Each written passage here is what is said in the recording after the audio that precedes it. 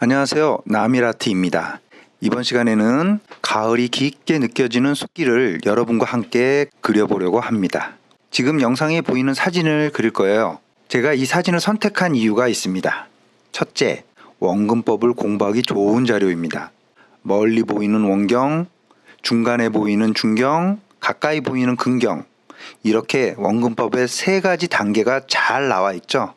그리고 두 번째, 역광에 대해서 공부할 수 있어요. 이 사진에서 앞에 보이는 검은 나무들이 바로 역광을 받은 나무들입니다. 빛이 오른쪽 위에서 오면 우측광, 빛이 왼쪽 위에서 오면 좌측광, 빛이 정면에서 오면 정면광, 그리고 빛이 뒤에서 오면 후면광 또는 역광이라고 합니다. 어렵지 않죠? 그림에서는 보통 우측광이나 좌측광으로 빛 방향을 정합니다. 그렇게 해야 밝고 어두움, 명암과 그림자가 생기면서 사물의 색, 형태, 입체감, 그리고 공간감이 잘 나오거든요. 우리가 가장 많이 보는 풍경이고 가장 익숙한 빛 방향이에요. 정면광은 주로 어디에서 볼 수 있을까요? 정면에서 빛을 받으면 화사하고 밝은 느낌이 납니다. 그렇기 때문에 인물 사진이나 광고 사진, 패션 사진 같이 사람들에게 호감을 주는 사진에 많이 볼 수 있어요. 여러분, 얼굴 사진을 찍을 때는 조명들을 많이 가져다가 얼굴에 비추세요.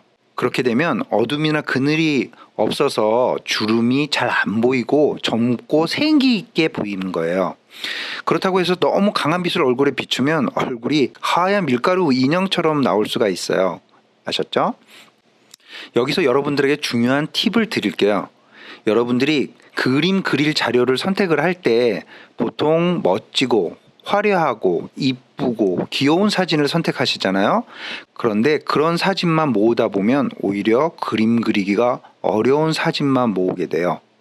그럼 어떤 사진을 선택해야 될까요? 여러분이 선택한 사진 중에서 그리려는 대상에 밝고 어두운 명암이 있는 사진이 좋은 사진이에요. 거기에 그림자까지 있으면 너무너무 좋은 베스트 사진입니다. 예를 들면 잡지에 멋지고 이쁜 아가씨 얼굴보다는 그늘이 생기고 명암이 생긴 얼굴이 더 그림 그리기 좋아요. 화려하고 이쁜 꽃 사진보다 명암이 생기고 그림자가 생긴 꽃 사진이 그림에 더 잘 어울려요. 그리고 풍경 사진도 흐린 날씨에 찍은 사진보다는 해가 쨍쨍할 때 찍은 사진, 그리고 명암과 그림자가 진하게 있는 사진이 그림 자료로서는 훨씬 좋습니다. 여러분이 그림을 그리다 보면 명암이 분명하고 그림자가 선명한 사진을 보고 그리는 그림이 더 좋아 보이는 경우가 많다는 걸 자연스럽게 알게 되실 거예요. 그렇게 그런 자료를 이용해서 명암과 그림자를 잘 표현하면 그림에 자연스럽게 빛이 생겨요. 여러분이 빛을 느끼는 그런 그림을 그리고 싶다면 밝고 어두운 명암과 그림자를 잘 표현해야 되는 겁니다. 아셨죠? 그리고 대상의 뒤에서 빛이 오는 역광이 있습니다. 후면광이라고도 하고 백라이트라고도 합니다. 일반적으로 사람들은 역광을 낯설어해요. 그래서 역광 때문에 검은 실루엣만 보이는 대상을 보면 신비하다거나 무섭다거나 호기심이 생기는 것처럼 색다른 감정을 느끼기도 합니다. 이렇게 역광이 비치면 어떻게 보이죠? 형태의 윤곽만 보이고 검은 그림자로만 보이겠죠? 그래서 빛을 등진 대상을 그릴 때는 그 대상의 실루엣, 그 외곽 형태를 잘 그리면 됩니다. 이건 명암이나 테크닉보다는 외곽 형태를 시간을 들여서 잘 관찰해서 그리면 되는 거예요. 그럼 이 사진에서는 이 앞부분에 역광받은 나무의 형태를 잘 그려야 되겠죠? 그렇죠? 그럼 제가 말씀드린 2가지, 원근법의 3단계, 원경, 중경, 근경 그리기, 그리고 역광을 받은 나무 형태 잘 그려내기, 이 2가지를 주의하면서 지금부터 저와 함께 그려볼까요? 지금 이 자료 사진에서 제일 먼저 체크해줘야 될 것은 멀리 보이는 원경으로 보이는 숲과 앞에 길이 나누어지는 그 경계선일 것 같아요.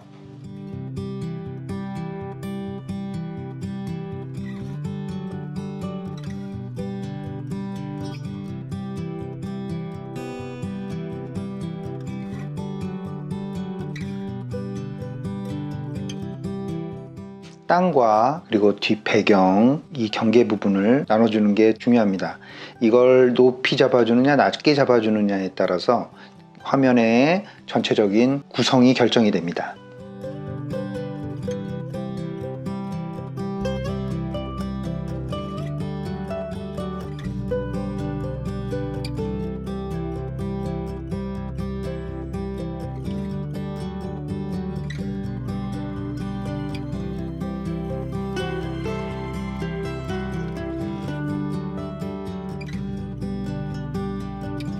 지금 제가 스케치한 이 부분이 중경입니다. 이 중경을 그릴 때도 이 안에 내용물보다는 가장자리, 이 나무의 이 자연스러운 이 표현들을 조금 더 신경을 써주세요.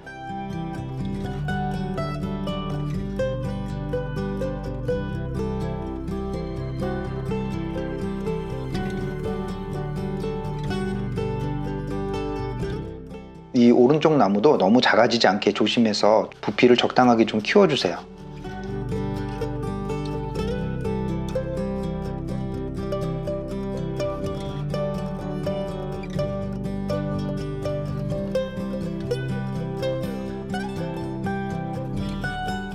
자, 그러면 이제 맨 앞에 이 역광으로 보이는 이 나무를 그려줄 텐데 지금 사진과 똑같이 그리지는 않을 거예요. 사진에서 보면 굉장히 가는 나무들이 굉장히 많이 있어요. 그런데 저는 보이는 대로 가늘게 하면서 여러 그루를 그려주는 게 아니라 조금 두껍게 해서 몇 그루만 선택적으로 그려줄 거예요.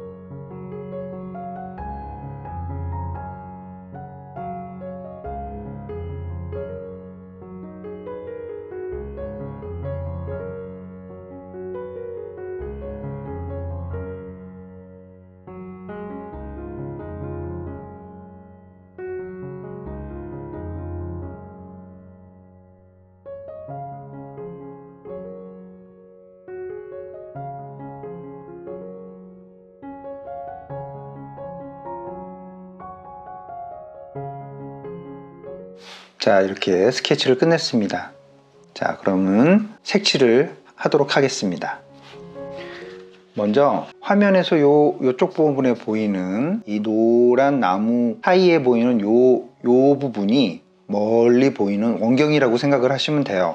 그러니까 원경이라고 하면 너무 자세하게 뭔가를 그려준다기보다는 힘을 빼고 약하게 그리시는 게 오히려 더 좋아요.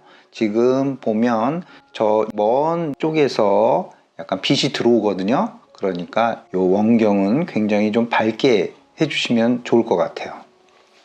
먼저 물을 먼저 칠하겠습니다.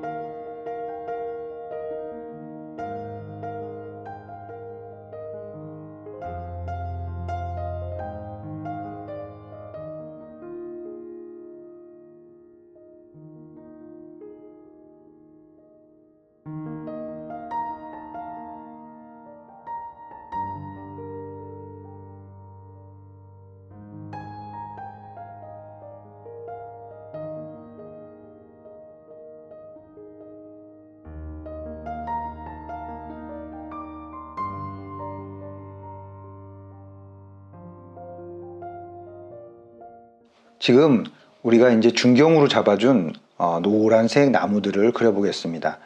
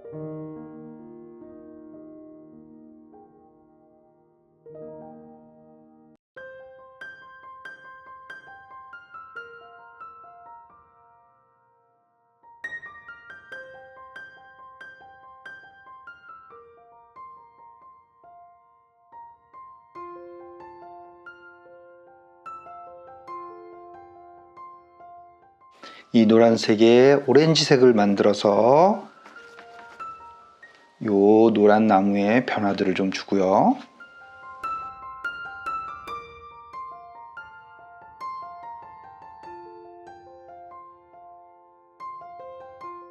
이 노란색하고 올리버 그린하고 한번 타서 넣어 보세요.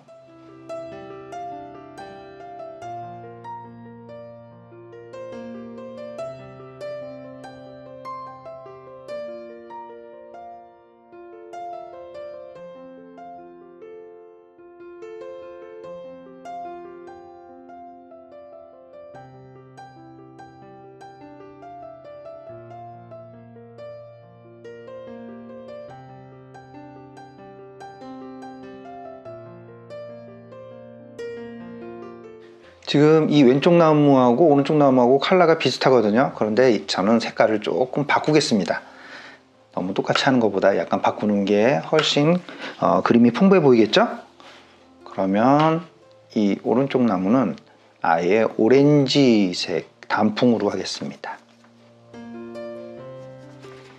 옐로우에 버밀리언을 타셔서 오렌지 컬러를 만듭니다.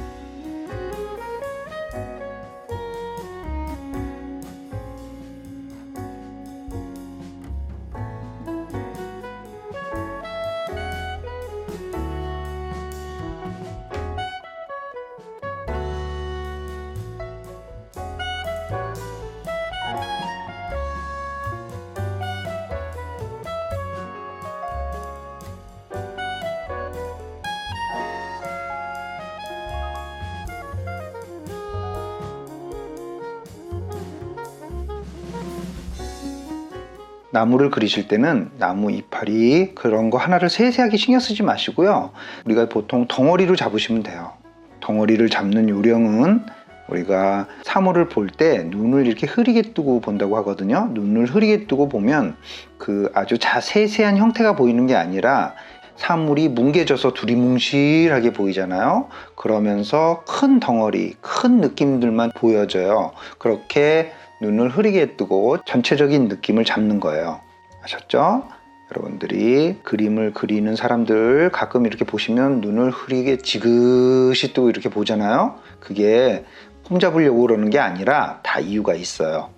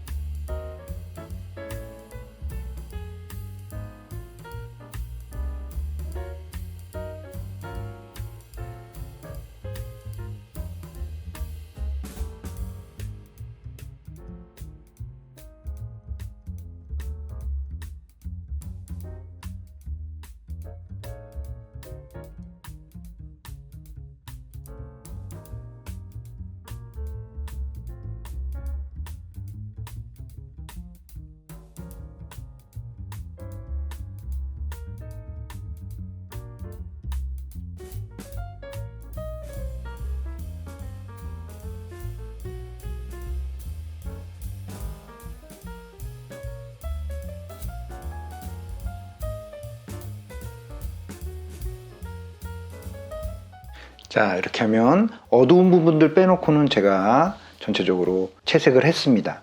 자, 이제 여기서 이제 근경을 그리겠습니다. 그런데 근경을 그릴 때 여러분들이 번지게 할 건지 아니면은 번지지 않게 할 건지 그걸 결정을 하셔서, 만일에 내가 번지지 않고 이 역광의 나무들이 라인이 좀 날카롭게 나오게 하려면 이 종이가 완전히 마를 때까지 기다리셔야 돼요.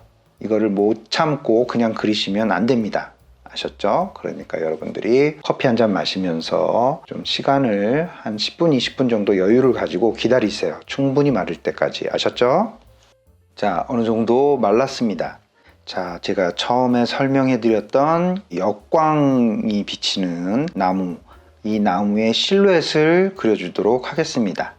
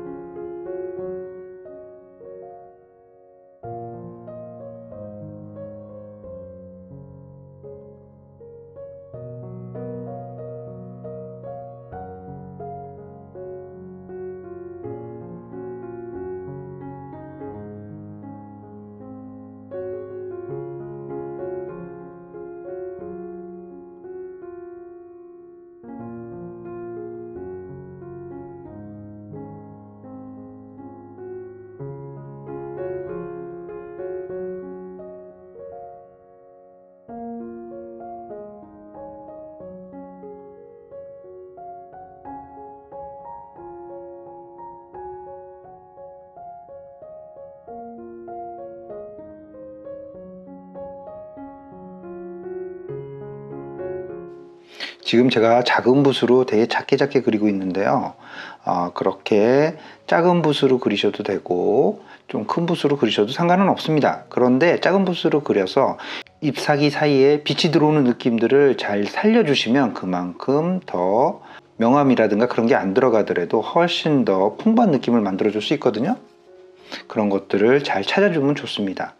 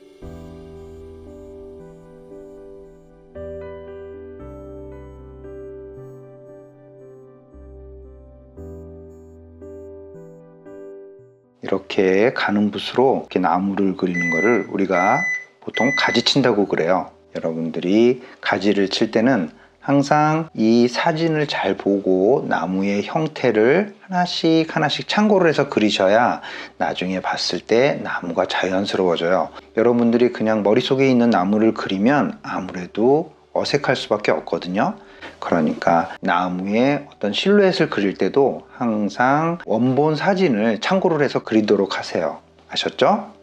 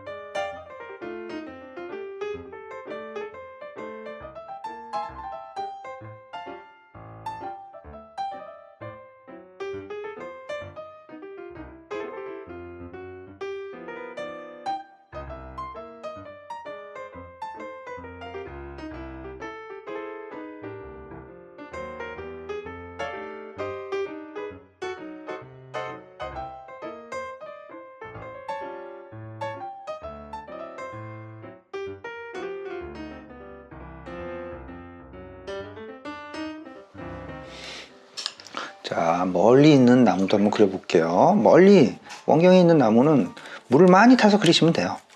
물을 많이 타서 아주 밝게 해서 그려주시면 아주 약하게 나오기 때문에 눈에 튀지 않고 앞에 있는 나무와 비교가 돼서 멀리 있게 보여져요.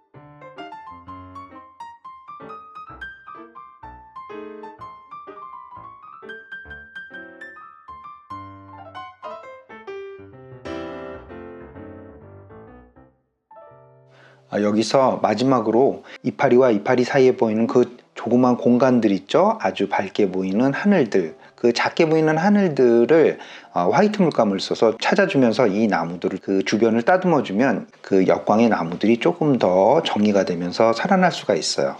자, 이제 마지막으로 그런 데를 정리를 해주면서 끝내도록 하겠습니다.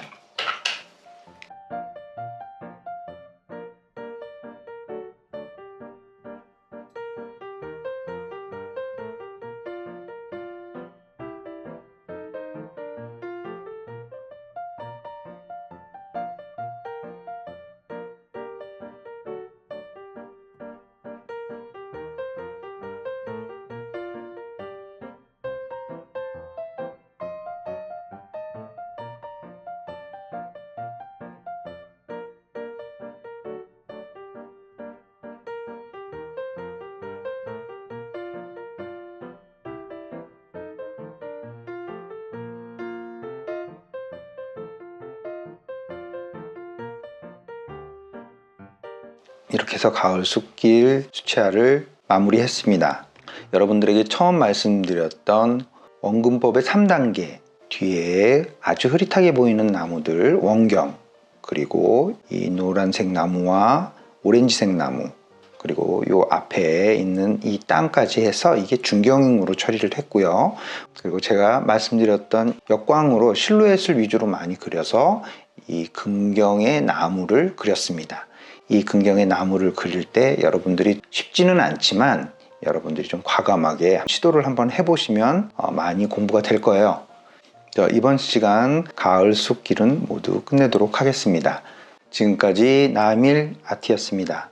오랜 시간 시청해 주셔서 감사합니다.